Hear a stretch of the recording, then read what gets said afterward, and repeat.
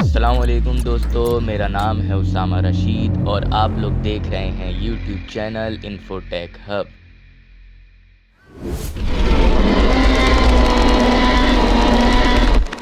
آخر ڈائناسور کیا اس دنیا پر بھی ہوتے تھے یا نہیں؟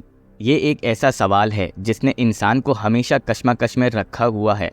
آئیے ذرا ہم جانتے ہیں کہ کیا ڈائناسور واقعی وجود رکھتے تھے یا نہیں۔ سب سے پہلے ہم ڈائناسورز کا مطلب سمجھتے ہیں۔ دوستو، ڈائناسور ایک یونانی لفظ ہے۔ ڈائنوس کا مطلب ہوتا ہے خوفناک اور سورس کا مطلب ہوتا ہے رینگنے والا جانور، جو کہ مکمل مطلب بنتا ہے خوفناک رینگنے والا جانور۔ ہم اس ویڈیو کو دو حصوں میں بیان کریں گے۔ پہلے ہم سائنسی اعتبار سے چیزیں بتائیں گے اور دوسرے میں یہ دیکھیں گے کہ قرآن اس ڈائناسور نامی مخلوق کے حوالے سے کیا کہتا ہے۔ تو چلیے شروع کرتے ہیں کہ سائنس نے اب تک ڈائناسورز کے حوالے سے کیا معلومات دی ہے۔ ڈائناسور نے 13 کروڑ 50 لاکھ سال تک اس دنیا پر راج کیا اور یہ آج سے 23 کروڑ 14 لاکھ سال پہلے اس زمین پر ظاہر ہوئے تھے، اور یہ اس وقت کا زمانہ ہے جب اس دنیا پر خشکی ایک ساتھ ہوا کرتی تھی۔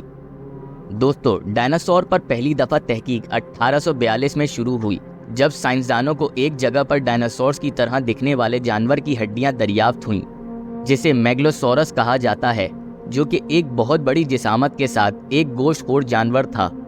1842 میں رچرڈ اون نامی سائنسدان نے ڈائناسورز کی 3 الگ قسموں پر تحقیق شروع کری، جن میں میگلوسورس، لینگوڈون اور ہائنوسورس شامل تھے۔ یہ تینوں نسلیں ایسی تھیں جو باقی تمام جانوروں سے بڑی اور طاقتور تھیں، اور رچرڈ اون نے ان تینوں قسموں کو آپس میں ملایا اور ان کا نام ڈائناسورز رکھ دیا۔ اور پھر آگے آنے والے وقتوں میں سائنس مزید ترقی کرتی گئی اور مزید ڈائناسورز پر ریسرچ کرتی رہی۔ سائنسدانوں نے ڈائناسورز کو 2 کیٹیگری میں تقسیم کیا ہے، جس میں آرنیتھیسیا، جو کہ اڑنے والے جانور تھے، اور دوسرا سوریشینز، یعنی رینگنے والے جانور۔ تمام ڈائناسورز میں سب سے بڑے سوروپوڈ ڈائناسور تصور کیے جاتے تھے، اور جو سب سے چھوٹی نسل اب تک دریافت ہوئی ہے اس کو مائکرو ریپٹر کہا جاتا ہے۔ اسی طرح ایک اور نسل تھی جو کہ زمین پر رہنے کے ساتھ ساتھ ہوا میں بھی اڑا کرتی تھی، اور اس کی خوراک مچھلیاں ہوا کرتی تھیں، جنہیں پیٹروسورس کہا جاتا تھا۔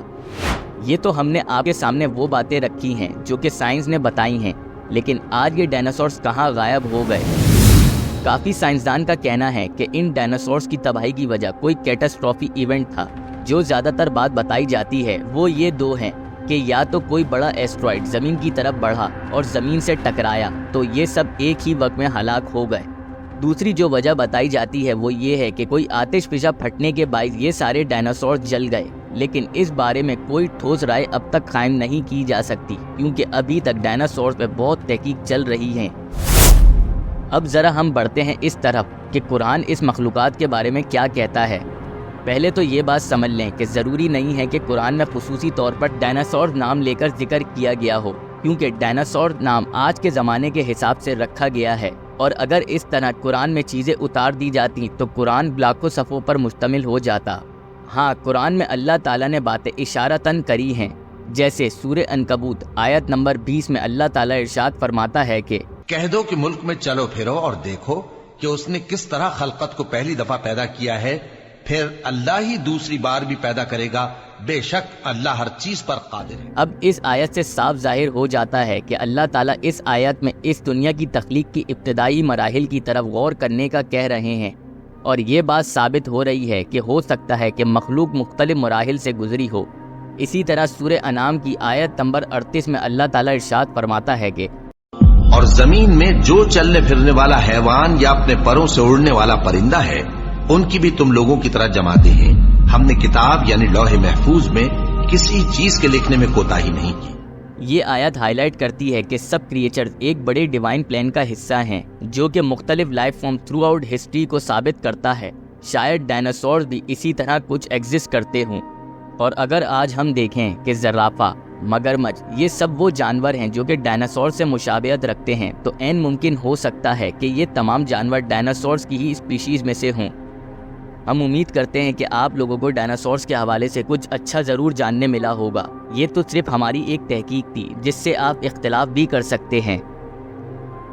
اگر آپ لوگوں کو ہماری یہ ویڈیو پسند آئی ہو تو لازمی ہمارے چینل کو سبسکرائب کر دیں۔ ابھی کے لیے ہمیں دیں اجازت، اپنا بہت سارا خیال رکھیے گا۔ اللہ حافظ۔